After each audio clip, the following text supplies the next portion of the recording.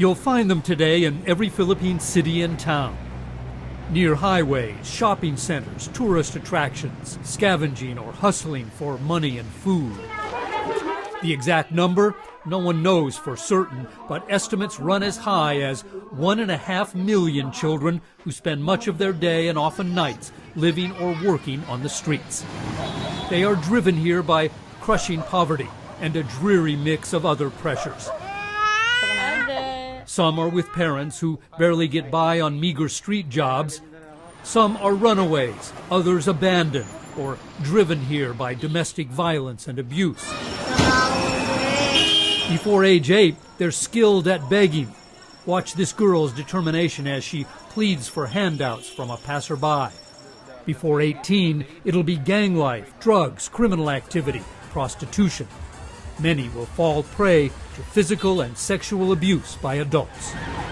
And yet, they're the ones harassed by police, often rounded up as public nuisances and thrown into adult jail cells. Officially, this is banned by the government, but the Philippines human rights organization PREDA regularly produces evidence that the practice continues. Most will end up right back on the streets anyway. A return to family homes for those who have them is usually not an option. It's easy to see why.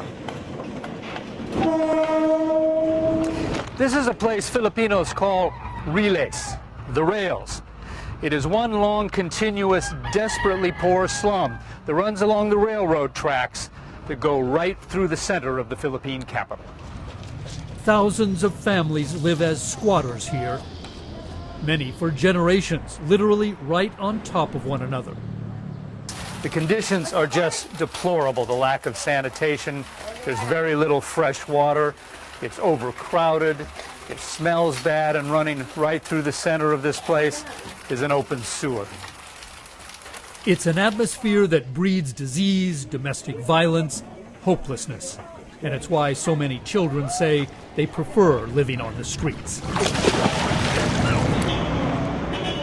It's 4 a.m. in Manila as Jodine Sola makes his morning rounds. A burly lay missionary with kind words, So kids, kamusta na? a gentle touch, and deep empathy for the children of the streets. The kids are suffering too much in lung disease, lungs problem. So because they sleep on the concrete and the kids are so unhealthy. Living in this kind of environment, a lot of kids are dying very young. Jodine Sola was once a street kid himself. He knows what it's like to be a child without a childhood. He has felt their pain. Amen. You can see how he's trusted, even by the most hardened teenagers. And trust, Joe believes, is his most powerful tool. It helps him encourage children to drop by his small mission shelter. Hey, Matt. Brother. For a free meal, some companionship, maybe a little advice about dangers on the street. A place to learn a few life skills. Some responsibilities. Something like, well, a normal life. What the real need of these children is really somebody that can assure them that they are cared, somebody that can play with them, that can embrace them in their wounded situations. Though space is limited, they can stay as long as they want. But Joe knows not to push too hard, since many kids like Ruel, 12, and Benjamin, 13, say they're still more comfortable back on the streets. On the streets you like better. Why? Okay. Because they tell us it's where their friends are, where they make a little money, where they feel safe. Safe because the street is the only life most of these kids have known. This is their home. This is where they're free. This is where they're safe. They feel safer here than they do at home, so to speak. Natalie McCauley heads the Child Protection Division of UNICEF in the Philippines. She says aid agencies have had to accept that the problem of street children will not be solved anytime soon. So UNICEF is also supporting smaller efforts now that give kids survival skills to add to their street smarts.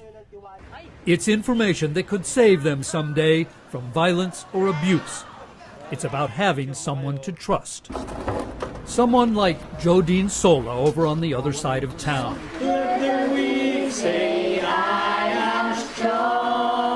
His small mission now cares full-time for about 50 street children, but more keep showing up to check things out.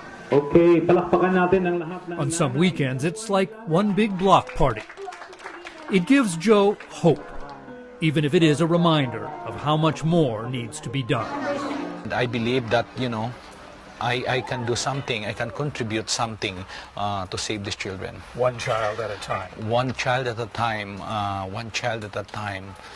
One who survived a childhood on the streets, now offering love, encouragement, and support to another generation of street children.